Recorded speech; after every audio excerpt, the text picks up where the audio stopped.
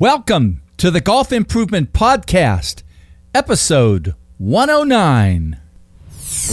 Welcome to the podcast for golf lovers and enthusiasts who are looking to take their games to new heights. Dedicated to custom club fitting, short game improvement, and effective practice to improve your golf game.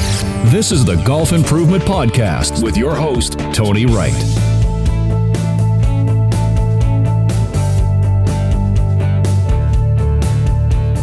Hello, this is Tony Wright from Game Improvement Golf in Oak Ridge, Tennessee, with the Golf Improvement Podcast, dedicated to sharing useful information on custom club fitting, short game improvement, and effective practice techniques, bringing you the custom club fitting experience of your life and lower scores always.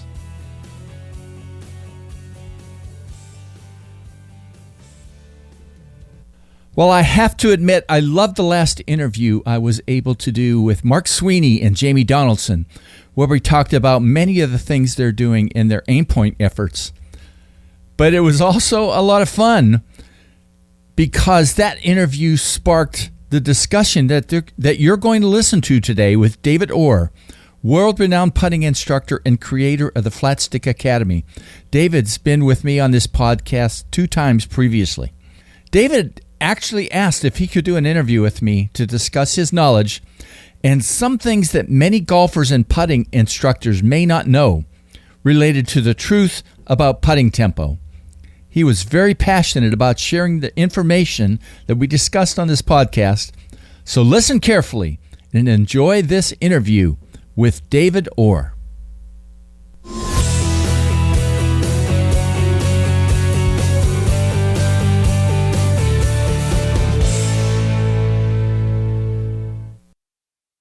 Hello, this is Tony Wright with the Golf Improvement Podcast. And maybe a little surprise, but David Orr is back, world-renowned putting instructor, creator of Flat Stick Academy, and now in Pine Needles in Southern Pines, North Carolina. David recently listened to the last podcast that I did with Mark Sweeney and Jamie Donaldson, and he actually put that podcast on the Flat Stick site. But when I responded back to him saying thanks about that, he said, hey, maybe we should do a podcast about the truth about tempo, putting tempo. And, I'm easily swayed about great topics. So before we march in and kind of just go through a brief outline about what we're going to talk about, David, thanks for doing this. And, particularly since I know you're spending a lot of family time this week, but the fact that you wanted to do this to me indicates that you think it's really important to talk to people about it. Hi there. Hey, Tony. Thank you so much. I've had a great vacation with my family, obviously Father's Day and my birthday, so closely aligned, and happy Father's Day to all those folks listening. So, this is a great topic, especially to piggyback what a great job that Jamie Donaldson and Mark Sweeney did on their podcast. And it just got me thinking about how far behind we're stuck in time. The industry is stuck in time. The clock is stuck, so to speak. They're stuck with this pendulum theory, this simple pendulum theory. And a lot of the ideas about tempo and rhythm are just stuck. And, one of the things that Dr. Rob Neal, Sasha McKenzie, Phil Kenyon, myself, we've been studying all these different variables in relationship to time and velocity, acceleration, and jerk, and all these cool little topics that we're talking about, which is basically movement dynamics.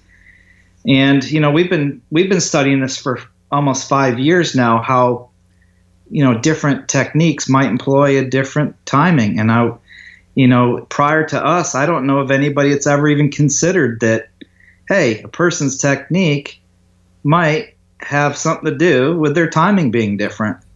Conversely, where there's a lot of technologies and not just one particular, but several, kind of selling people on the idea that you have to have this perfect timing, when the truth about this timing is that it varies. Yeah. And it varies from player to player. So let's go through the 5 main points. Yeah. So let me bring those in, and then we'll march through that, David. So the first, and I'm going to do each of these 5 points. I'm going to say them first, and I think that's a good intro. So first is definitions about tempo versus rhythm related to putting. Second one is different devices and technologies measure, and they are actually triggered differently, and that's important. Third topic is there are different absolute values from creating putts of different distances and different players creating putts rather than one absolute value of tempo and timing for all distances. Fourth is timing and tempo differs from player to player, and considering a relationship between different techniques employing and needing different timing. And finally, different aspects of how putter design and how it can influence timing. So, that's the basis for what we're going to talk about in this really great overall topic about the truth about tempo. So first of all, David, definitions, tempo versus rhythm related to putting. Yeah, so one of the big things that we see is, tempo and rhythm coming from more the musical industry, but when applied to putting, people use these terms kind of interchangeably when they're not the same. Tempo would be, you would consider tempo fast or slow. That was a fast stroke, like a Brandt Snedeker has what we would call a fast stroke. Or Loren Roberts would have a slow stroke. But the question is, in relationship to what? What's it fast in relationship to? What's it slow? And this is where the data collection is important. And obviously, Dr. Christian Marquardt of Sam Putt Lab, using his technology, came up with a mean. And I'm sure most technologies, such as Capto, Blast, Ping, or whatever, they all have these means or averages, so to speak. And I think it's implied that we should teach golfers to teach them to the mean, which I totally disagree with, and we'll get into that with points 3 and 4 later. But to try to have the same, I think the fad right now, Tony, is you got to have a 2-to-1 ratio of your backswing and your timed impact, which it's pretty much the mean. I agree with that number. But your backswing should have a 0.6 something and a 0.3 something to impact. Well, we know through testing that that's going to vary. And it's going to vary from, let's say, if you were hitting a 3-footer versus a 10-footer versus a 30-footer. Now, the changes in time are going to be really, really small, and that's a very important point. But the times are going to change just a little bit, okay? But we've been sold in this idea that you have to have these exact times. And these exact times are absolutely, they're just the means. They're just the average. That's all it is. Yeah, and there's got to be an average, right? I mean, if you take a bunch of people and you put a bunch of numbers together, but it doesn't mean that the average is everybody. Yeah, well, you get a stew, right? So you put meat, you put potatoes, carrots, onions, whatever, you get a stew. But what's interesting is you have to use more of what's the mode? What would be the mode number most often, right? What's the middle number, the median? What's the distribution, the standard deviation? So, and that's one of the things I do like about the Sam Putt Lab is it shows the standard deviation, and other technologies do that as well. But tempo is just strictly fast or slow. So it's the basic measure of time. So devices, it would be measured in beats per minute. That's what tempo is. Tempo is measured in beats per minute. So devices that we could use in putting would be like a metronome. Sure. The classic, right? One of the classics. Yeah, the metronome, right? But it's only teaching you an idea of tempo, fast, moderate, or slow. Whereas now there's another device out there that I've been using and Phil Kenyon uses called a Puttronome. And a Puttronome's a little app that you can get on your iPhone or whatever, and you can listen to it. And it also is a device to teach you tempo. But what's interesting is my numbers on a metronome would be 72 beats per minute, but yet on a Puttronome, mine would be 90 beats per minute. So the question is, which is the right time? Well, it depends on the device. And that's what I want people to really understand. which is our second point we'll go over in more depth here in a minute, is different devices are going to give me different absolute values. So to continue about tempo is the steady pulse, this tick-tock of a clock, the clap of our hand or the tap of our foot. Or 1001 and things like that, right? Yeah. Exactly. All right. And rhythm now, however, and I completely view rhythm as a different thing. It's a pattern of movement in time. It would be the song's lyrics or the notes played by an instrument. That's rhythm. So tempo and rhythm are two different things, and yet people use them interchangeably. So now let's talking about golf. What we're really talking about is timing, correct? Yeah. Talking about sequencing or synchronization, and we're talking about acceleration and velocity and etc. So it's much more than just the simple pendulum model, which is, tick tock, whatever. It's not a pure. Matter of fact, what's interesting is the acceleration curve or graph of a pendulum. It would not be similar to the acceleration graph of a putting stroke. What's interesting is it's probably more like the way your cruise control would accelerate. If you saw the graph on a cruise controller, I think Christian Marquardt even demonstrated that acceleration of a rubber band. So it's pretty interesting to hear people, so I'm trying to stroke like a pendulum, and I'm like, well, pendulum acceleration graph does not look like what I see for the last 11 years on all these technologies.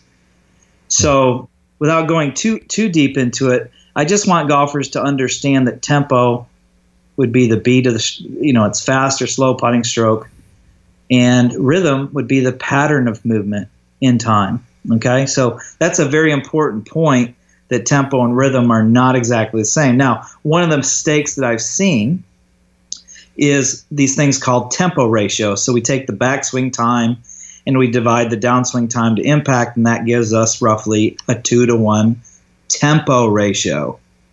But there's certain technologies that label it as a rhythm ratio. It's not a rhythm ratio. It is a timing ratio. Yeah. It is a tempo ratio. It is not indicative of rhythm. So a perfect example of how a lot of these companies kind of distort the picture is that we have linear motion and we have angular motion. So in other words, if I were to measure linear speed, I would be going from point A to point B, correct? Yeah. Yeah, and you'd average it somehow if you were just... Yeah. Linear displacement over time, and then there's an instantaneous speed. At that instant, the car is going this fast. Those are linear equations, correct? Right. Now, with putting, if you're going to use the pendulum model, you could measure the linear displacement, but more importantly, the angular displacement around a center. So we're dealing with rotational speed. Does that make sense? Yeah. So this is a very critical thing, is when you're discussing tempo, you're looking at the overall stroke, being fast or slow. Full swing, we would say that Nick Price has a very fast swing, correct?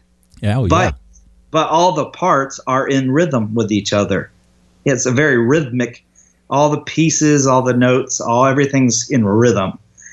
Whereas Hideki Matsuyama has a slow backswing, right, and a fast downswing that is also in rhythm. Does it make sense? Well, and let's see if I, before we started, I talked about listening to the video, watching the video you just put up, and you used a term there that's a little different than rhythm, but maybe similar, coordination. Right. Right? So, I mean, rhythm is a little like coordination. It's like the connection. Yeah. Is that right? Well, coordination would be what our nervous system or our brain, it sends signals through our nervous system to our arms and our bones and everything, get things working, right? Yeah. So coordination, but I would see it just slightly different. But the rhythm would be all of the pieces working in sync or working in relationship to each other, so to speak. So that's how I look at rhythm. All right, that makes sense? So, so I think from a definition standpoint, what's interesting is the science community, there's a standardized description or definition of these things. But when we get to golf, we use them interchangeably. That makes sense. So definitions, I think, tend to somewhat be a little bit skewed, so to speak. So I wanted us to talk about that. Yeah. Just briefly, that these are actually tempo ratios. These numbers that we're talking about, it's time. It's backswing time divided by downswing time to impact. And the biggest thing that we need to understand is that's not really rhythm, so to speak. Yeah. Okay? Yeah. All right, so on to our second point, Tony. And that's the different devices and technologies, right? Yeah, so there's so many good devices out there. And technologies, of course, you know me, I've got always have. You got all the toys.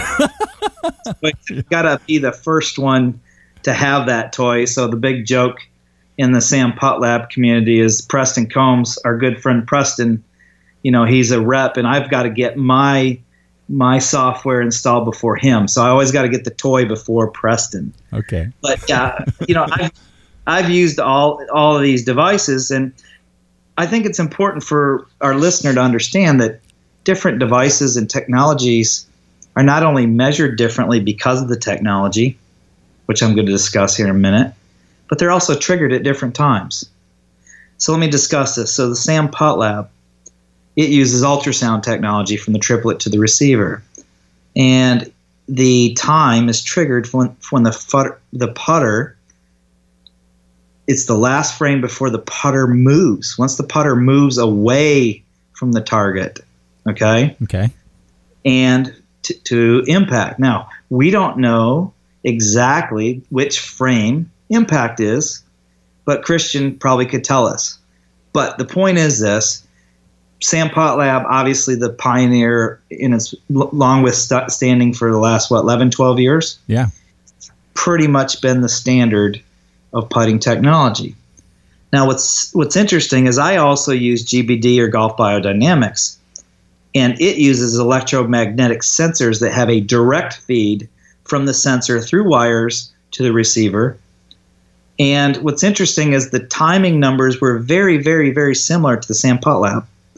It was surprisingly how very close. What I mean by close is within several milliseconds. Okay, several milliseconds.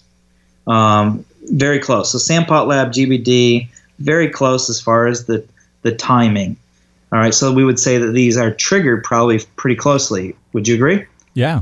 Right. For me, yeah. So now, interesting is you have Blast come along, and Blast Motion's a nice, great, affordable device for the general public, but I wouldn't use it for research. Okay, it's an inertial sensor basically, and it's close enough. You know what I mean? It's in the ballpark. It's in the same county, but it's not on the same street as Sam Putt Lab and GBD. But it's close, okay? It's close. So, you know, and then obviously the Ping app, which is a gyro. And what's interesting is I don't know if I put a video on Facebook where I had the Sam Putt Lab, the Blast inertial system, and the Ping app, the gyro of your phone, all on the club at the same time. Now, obviously, having all this stuff on your putter, all that extra weight, would tend to slow you down. And that's not what I was testing. What I was testing was to see how closely they measured. Does that make sense? Oh, sure. Yeah, so, you know, the Blast and Ping were pretty close, which makes sense. But, you know, what's close enough? And then, obviously, Capto comes along. And Capto's got multiple sensors. I believe there's 13. I mean, there's several gyros, accelerometers. There's a Intel chip in it. There's thermometers, all kinds of stuff. I mean, that Capto thing, believe it or not, in that little black case has got a lot of stuff going on. But yet when I putt with the Capto, oh my gosh, it gives me completely different time. It says my backswing's like taking 1,100 milliseconds. In my downswing, which typically for me is 0.32, saying it's 0.34, 0.35, 0.36. That's because it's triggered when the putter first moves. So if you have a forward press or a little tapping of the putter, okay. Yeah, it starts timing. So my whole point about different devices being measured and triggered at different times. So the question is, out of those 5 pieces of technology, which one's correct? Well, we don't know for sure. You know what I mean? We have to rely on what the companies tell us. And, every single company is going to say, well, we're the best. We've been around the longest. We're the best because we've been in other industries. We're the best because we say we're the best. We're the best because ours captures 300 hertz worth of information. We're the best because we're one of the best putter companies in the world. So, we're relying on these companies to tell us how accurate their devices are and to tell us when they're triggered. So it's just interesting. So the only way to do it is to really kind of test them with different technologies. But also, doesn't it really? What really matters is what you do with the information. Yes, and that was going to be my next point. Yeah. Whatever piece of technology that you have, learn it. Number one, and learn how it applies to you. So if I went out there with a blast, and I'm out there having a blast on the putting green, as long as I know the numbers that I'm looking for as it pertains to my stroke, not as it pertains to optimal values. That's where the huge mistake is, and that's what this whole thing is about, is stop trying to make yourself average by trying to match your stroke to averages. It's knowing whether you tend to be fast and why you're fast. It might have to do with the way your technique is. It might have to do with the way you perceive timing. It might have to do with what your belief system is, so to speak.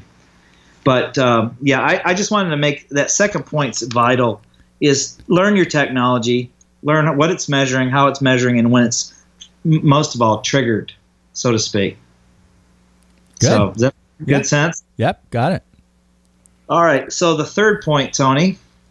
What do you got there? And the third point I did myself too. I mean, when I think it was the first time I went to Flat Stake, I went out and practiced and looked at timing from, like 10, 20, 30 footers or 5, 10, 20 footers. And it was different.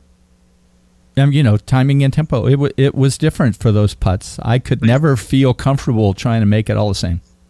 So basically, you trying to be the same, you got worse? Well, I sure didn't feel like I was better. I didn't see that the results didn't seem better to me. Well, I think when you're using the simple pendulum model, which is a theory, correct? Sure. It's an idea, basically. And ideas can be good or bad. I see their point. They're using just displacement and time. So if I increase the displacement over the same amount of time in the downswing, I get more velocity. Correct? Right. So I understand their thinking, but what if I said the reality is there's a lot more to it than just the displacement and time? There's a lot more to it. Let's just take a look at Snedeker. Brandt Snedeker has a short, fast, sharp acceleration, sharp deceleration, high transfer of energy from putter to the ball, kind of like a pop. Correct? Absolutely. And believe it or not, snap, crackle, and pop are all derivatives of acceleration, velocity, displacement, etc. Got it? So they're derivatives, right? Yeah. So when somebody says, oh, he's got a pop stroke, well, he's just further down the food chain. That's all it is. Is that bad or good? So does Snedeker have to slow down his stroke to get these optimal times? I think it would ruin him. And then on the opposite side, if we look at Lauren Roberts, who has a longer, slower stroke, longer strokes, longer period of smoother acceleration, longer period of deceleration, lower transfer of energy, probably needs a little more mass so he can transfer equal amount of energy, so to speak. So maybe a heavier putter. I don't know. But the point is there's a lot more to this formula than just displacement and time is what my whole point is. Does that make sense? Yeah. There's a lot more going on than just take it back this far and arrive at this timing. Now, I know people are trying to keep putting simple, I'm going to tell you a funny story. You ready for this one? Okay. Most stories are lies. This one happens to be true. I've heard that before. You heard that before. Maybe seen it on a T-shirt, right? Yeah, right. So I'm walking down the fairway at the 2013 PGA Championship with Justin Rose and Ian Poulter, and Rosie's down some cash to Pultz in a friendly game. And Foley comes walking down the fairway with that famous Foley walk, right? Yeah. Foley comes down, says a few things to Rosie, makes a few gestures with his arms, and Rosie goes birdie, birdie, birdie. And I go up to Foley because he's an incredible coach, and I said, Foles, what did you tell him? He said nothing much. He goes, once you understand my energy has an influence on my player's energy, you'll be a good coach someday. It wasn't a couple minutes later, Foley starts cracking out into a laugh, and he goes, you know what, Dior? He goes, Rosie misses a fairway, no big deal. Rosie misses a green, no big deal. Rosie misses a 4-footer, now that's a big deal. And that's not my job, that's yours. Which means putting, although appearing simple, is actually the hardest part to coach. Because there is an emotional component to it. Oh, yeah. And what we're dealing with is such small things, small variables, so to speak. So getting back to timing, when we're talking about timing, these numbers are really, really small. I mean, they're under a second. I mean, just put that in perspective for a moment. And when you start talking milliseconds, oh my goodness, now you're really splitting it. So I just want to kind of go over some of the 3D data, okay? Okay. So a lot of my database, I have multiple databases, number one. Number one, Phil Kenyon and I share a Sam Putt Lab database. So we took 32 players out of the official World Golf Ranking Top 100. The average backstroke time of those players was roughly 680 milliseconds, okay? And then the time on the downswing to impact was 320. That gives us 1,000 milliseconds. So basically, it takes a second for the putter to leave the ball and to return to hitting the ball. Now, the key thing here is the data was collected between 2 and 3 meters, which is what? How many? What is that? 6 to 9 feet, roughly. Yeah, roughly, right? And I think I do mine at 10. I used to do them at 6. Phil does his, I think, at 10 or 12. I'm not sure exactly. Don't want to quote him on it. But the time's not going to change that much, okay? Now, Dr. Christian Marquardt, who has gave us his tour average, a sample of over 100 players, backstroke was 670 milliseconds. So only what, 10 milliseconds difference? Sure. Not much, right? Time to impact, 317 milliseconds. So only 3 milliseconds difference.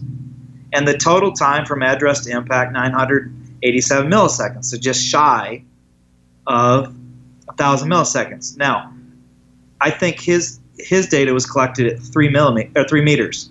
Okay? Cool. Yeah, 3 or 4, something like that, yeah. Right. Now, I also took some amateur golfers with a handicap between a +2 and a 12, 103 people in the sample. And what was scary was the backstroke time was 668. It's only 2 milliseconds difference to Christian, who did his research in Germany. And my time to impact was 321, which is only 4 milliseconds different from Christian and only 1 millisecond different from the official World Golf Ranking Top 100 with a sample of 32. So we got an overall sample of 235 subjects.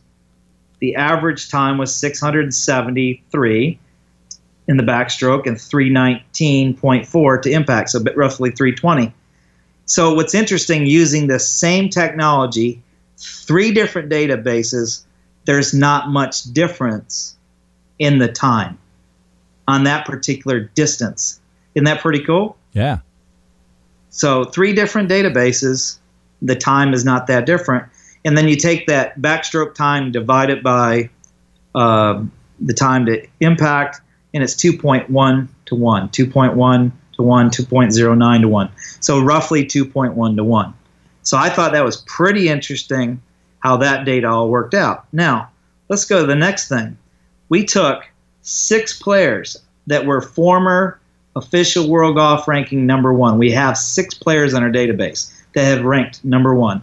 And I'm not going to share with you who the names are. Yeah. Got it? Yeah. But I can tell you right now, in 2011, world number 1 backstroke was 7:06, time to impact 3:37.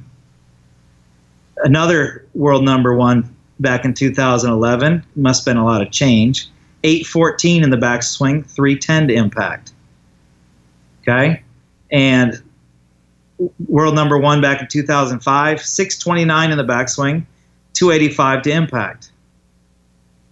World number 1 in 2012, 7:64 in the backswing, 3:35 to impact. World number 1 in 2015, 5:71 in the backswing, 3:10 to impact. And another former world number 1 in 2011, so we must have had 3 changes there, 734 milliseconds in the backswing, 3:38 to impact. So not a single one of these players that were number 1 in the world had the same backstroke time and time to impact. On longer putts, right? Yeah, we don't even know the length of the putt exactly, but the data collected by obviously Phil or Christian, we know the data is approximately a 3-meter putt.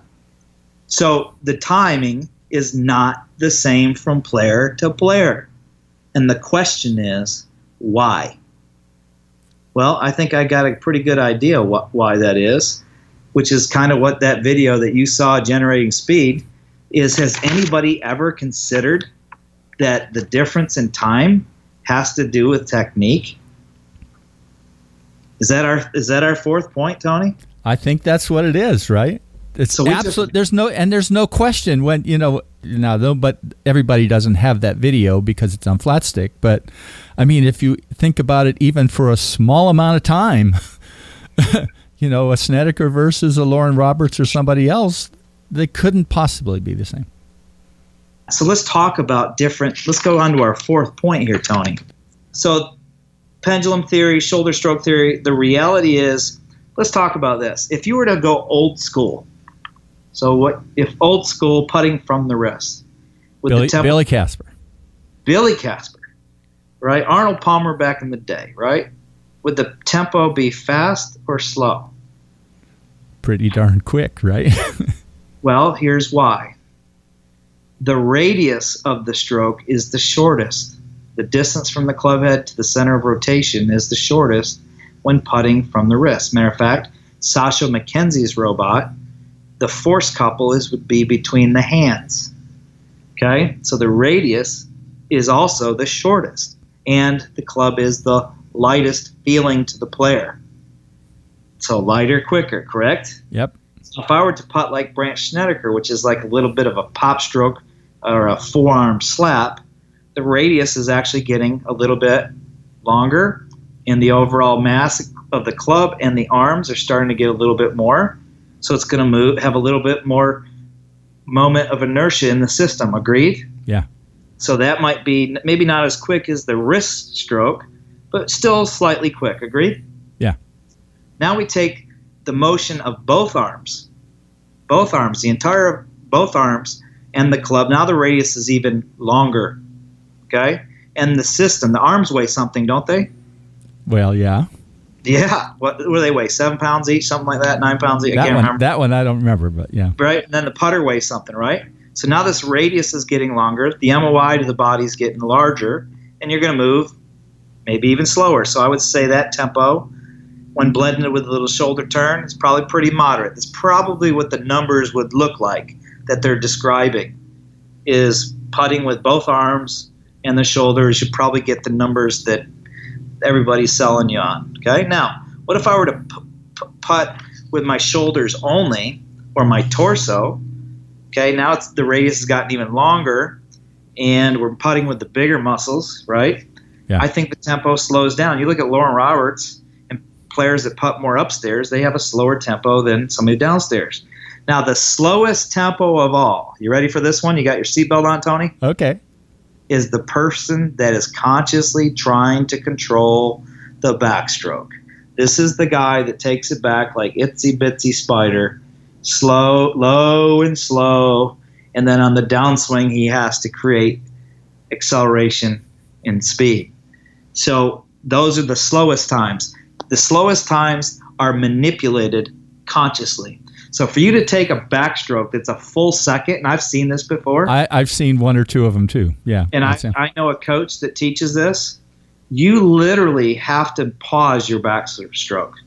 You literally have to almost take it back and pause and hold and then let it go. It's kind of like the pendulum theory, so to speak. Yeah. So, but my whole point is this, is the reason, based on the data that I've been looking at for 5 years, in the discussions with Sasho McKenzie and Doc Neal and Phil Kenyon, the reason why the timings are different is because the technique is different. Bottom line. Yeah. Bottom line. Which now brings us to the fifth and final point. Putter design.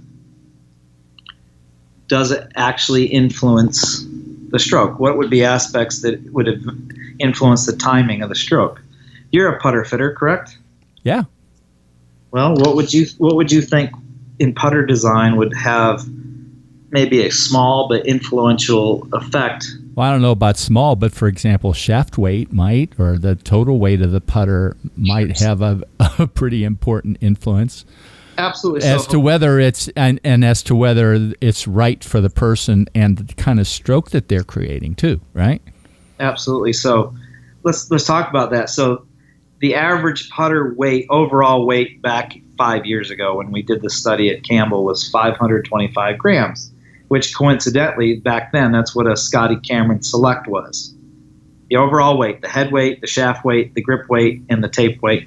Put it all together, 525. Now, Scotty and everybody else are making heavier putters these days. So I told Preston Combs, I joked with him, I said, we need to do that study over again because, instead of using 345 or 350 heads, everybody's making 365, 370 heads now. And they're putting heavier grips on them. So or even more. There are people making much, much heavier putters than that. Yeah, so overall weight. Now, how does overall weight affect the technique? Well, for a person that's trying to go in a circle, it creates more what? MOI to the body, right? Overall weight to the body. So it's harder to get this thing rotating, correct? Yes. Well, that would be the last thing that I want to do. And I think Bruce Rarick would agree, who's a master putter fitter, right? Yeah. The last thing you want to do when you got an open club face is add more weight, overall weight. Now, obviously, one could argue where's the weight placed. That's a different thing, right? But most people struggle with an open face, yet let's give them a heavier putter. Well, I know why we give them a heavier putter, because it makes the uncoordinated person feel coordinated, makes them feel smoother. But to get that thing rotating, it's harder when the overall weight is heavier, correct? Yes. All right. Now, I call these the MOIs. So we have an MOI of the head. So if you take a blade putter versus these big spider things, or what Scotty makes, the Futuros, right? Yeah. So you got an MOI around the head. You also have an MOI around the shaft, the toe hang, right? And then you also have swing weight, which would be the MOI to the hands. Right. And the full club MOI. Exactly. In club fitting, the full club MOI, very good. And then one thing you have to consider are the club and our arms. They weigh something as they're trying to go around this spine. We have an MOI to the body, which would be the overall weight, correct? Yeah. Now, the beauty in this is the industry and several fitters are trying to sell you that you got to get a putter that matches your stroke. Agreed? Yeah. You mean face balance? Well, whatever. Yeah, right. Yeah, whatever. You got to get a putter that matches your stroke. And obviously, if you're looking at it, are you trying to match the kinematics, which would be the face rotation, the path shape, the path direction? That, to me, would be trying to fit putters to kinematics. Kind of like the great work that Bruce Rarick has done, correct? Yeah, right. But you have to look at from a different point of view. Sasha McKenzie and Eric Hendrickson of Ping have done some studies on forces and torques. Players applying forces and torques to face balance versus toe hang. And what was interesting is the in-plane torque was the main mover. There wasn't much difference. However, when it came to the about the shaft torque, players applied more force or more torque in trying to square up or maybe even not even square up, but hold off. It's both. The forces and torques of the toe hang putter. Yeah. So what's interesting is this is such a small scale that the player's nervous system is reacting to the properties of the putter. So I asked Sasho, and he point blank, and he's going to be presenting, by the way, at our flat stick putting. Oh, really? Oh, that's great. Yes. He's going to be presenting at our flat stick putting conference in December 7th and 8th, which is going to be open to everybody. It's previously been closed off to certified instructors, but now it's going to be open to everybody. So Sasho's going to come speak, and I asked him, I said, Sasho, in your opinion, based on your data, what are you seeing? And he says, well, I'll reveal that in December. So I'm like, oh, come on, give me just the basic idea. So he says, well, he goes, just to give you a basic idea, for some folks it does have an effect on them. The putter does have an effect. He's in agreement with that. He says some other folks, he goes, it might have a long-term effect on their stroke. So you might not see it like right off the bat, but over a period of time, you might see a long-term effect of a certain putter being too heavy, too light, whatever, okay? Yeah. And then he said some folks, it doesn't appear to affect them, maybe just slightly, little to no effect. And I'm sitting there going, that's exactly what I have observed over the last 11 years of fitting putters, but I couldn't quantify it. So what's interesting is, like, when I fit Justin Rose to different putters using, he had a couple hundred of them, but we measured 12 different ones. Yeah. He made different strokes based on how the putter looked and felt to him. Now, what was he feeling? Well, he was feeling the overall weight. He was feeling the inertia of the club head. He was feeling the toe hang of the club. He was feeling the distribution of the mass, which would be the swing weight, right? He was feeling all these little moments of inertia that make up the club. And he reacted to them. I did the same thing with every tour player that I've ever fit. I did the same thing with Eduardo Molinari, and it was little to no difference. Little to no difference because of the way he moved the putter. So I think when it comes to putter fitting and putter design and its effect on timing, it really, really depends on the player. Well, Tony, I've really enjoyed our time together. I hope this was a good topic. It was a fabulous topic, and we covered a lot of great stuff. I think you do a great job. I really do. I would say you and Cordy Walker would be my two favorite interviews or podcasts in the business. So, well, if I can be in the same breath as Cordy, that's pretty neat. I really appreciate that. Cordy does a lot of great stuff too. He's a rock star for sure. So, but thanks again for having me, and thanks for all those listeners out there. I can't wait to get this one on Flat Stick Academy. Taking your game to new heights. www.gameimprovementgolf.com.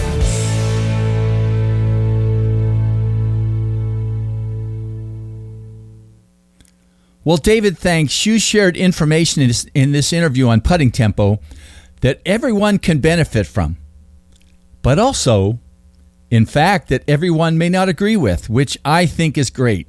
Learning the truth often means that you need to be challenged in the beliefs you presently have.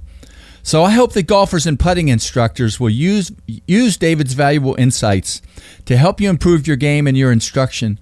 But also, if you don't agree with some of the things he said, please post a comment in the comments section at the end of this podcast.